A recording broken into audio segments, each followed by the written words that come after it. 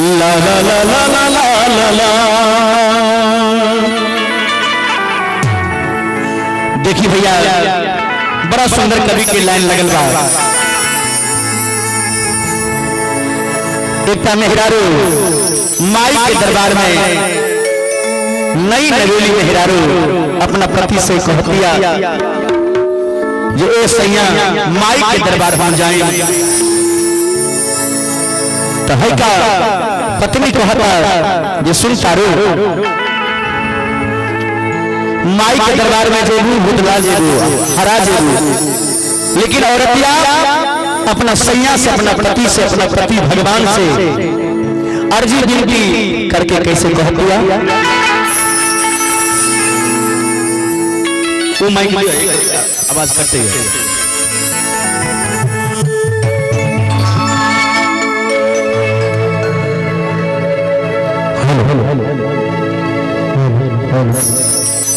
एक बार जोरदार ताली उन दोनों को आप लोग बजा दीजिए, हल्ला करके बजाइए। बोलो दुर्गा मैया की। कहतिया औरतिया से अरे नाया नहीं हरी अभी कनिया बारू हम मेला घूमे के काहो जिद करता हमारो गोरी अरे झूठा के झमेला में आय आय एक गोरी अरे झूठू के झमेला में हमके डालबू का अरे हमारो गोरी झूठू के झमेला में धनिया हो हरा जइबू तुम हर के मेला। बोले दुर्गा मैया की। आइए 1 2 3 4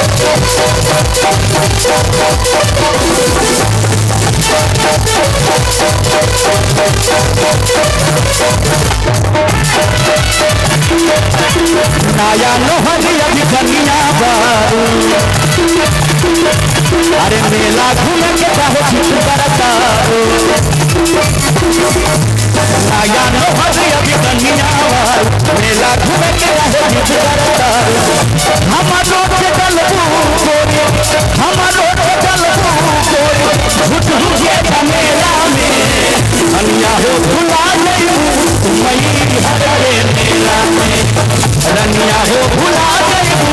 मई हर के मेला में।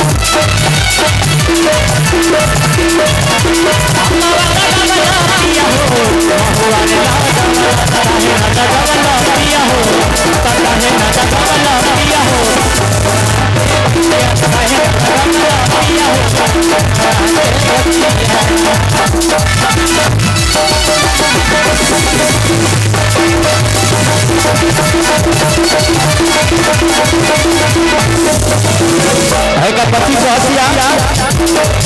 हाल के कबना भइले वीर चंद्रा घर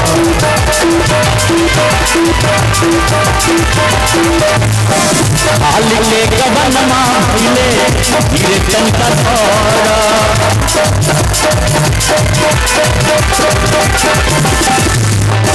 राम ही मैया जी के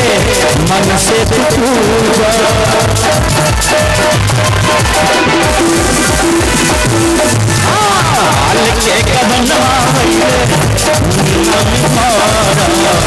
राम ही के दुर्गा माई के दिल से नया नोहन कनिया नया नोहन कनिया मेला घूमे के चाहे चित्र करता मेला घूमे के चाहे चित्र करता नया नोहन कनिया मेला घूमे के चाहे चित्र करता हमारो के चलबू गोरी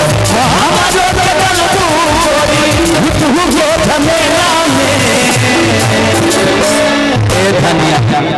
अरे हम जाके अभी मार दे भूखा अरे हम के चलबू गोरी अरे झूठू के झमेला में रनिया हो भुला जइबू मई हर के मेला धनिया हो भुला गई मई हर के मेला में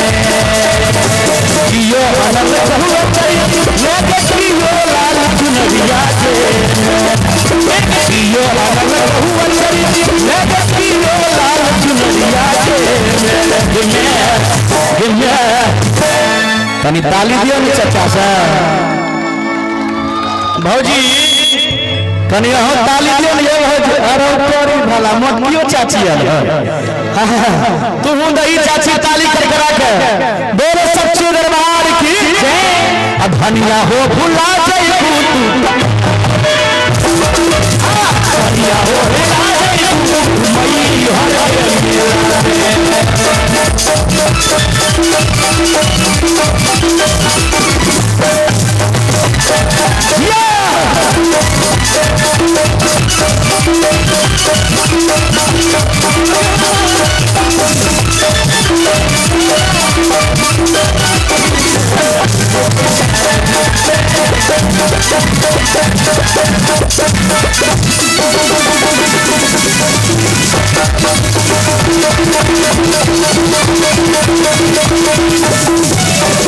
पहले से भौजी अली कहीं नहीं धाम हो औते औते कैले बारू हमके परेशान हो पहले से